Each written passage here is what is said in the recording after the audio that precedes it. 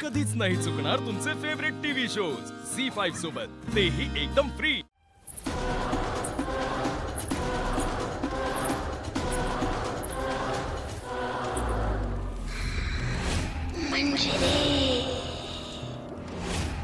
तुला जाणवलं असेलच, तुझ्या आसपास कुठली तरी विलक्षण गोष्ट आहे। हो, त्या मीराकडे नक्की काहीतरी आहे, पण ते काय ते मला कळत नाही। मी सांगते ती गोष्ट काय आहे।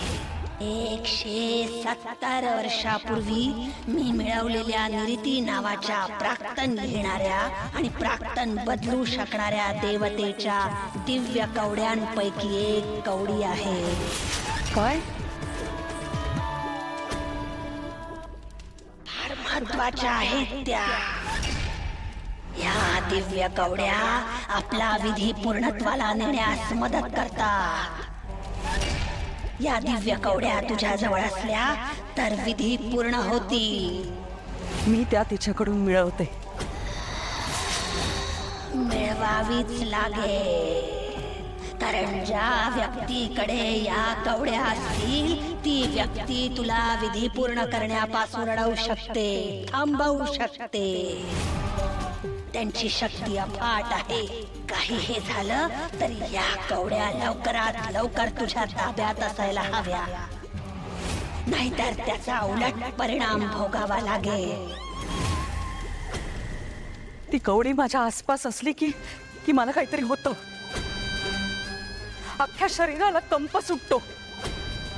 याच्या आधी मला असं कधी झालेलं नाहीये। कारण तुझ्या आणि त्या कवडीमध्ये एक अडसर आहे। अडसर? कसला अडसर? कोणीतरी आहे कोणीतरी जो तुला कवड्यांपर्यंत पोहोचू देत नाहीये। तुला त्या दिव्य कवडीला स्पर्श करता येत नाहीये। ओम अघोर रुद्राय अघोर भद्राय सर्वभयहराय मम सर्वकार्य फलप्रदाय हन हनाय ओम। तुझ्या हलगर्जीपणामुळे हे सगळं घडतंय। तू 2दा विधी पूर्ण करण्याची संधी गमावलीस। अमावस्येची रात्र आपल्यासाठी किती महत्वाची असते हे सांगून सुद्धा तू विधी पूर्ण करू शकली नाहीस। म्हणून तुझी शक्ती क्षीण झाली आहे। नाहीतर मी त्या व्यक्तीला कधीच संपवून टाकलं असतं। मला कल्पना आहे मार्जरी, की विधी अपूर्ण राहिल्यामुळे या सगळ्या अडचणी येत आहेत। ही एक गोष्ट लक्षात ठेव मंजिरी, आजवरचा तुझा प्रवास सोपा होता तसा तो यापुढे असणार नाही। आता एक युद्ध सुरू झालंय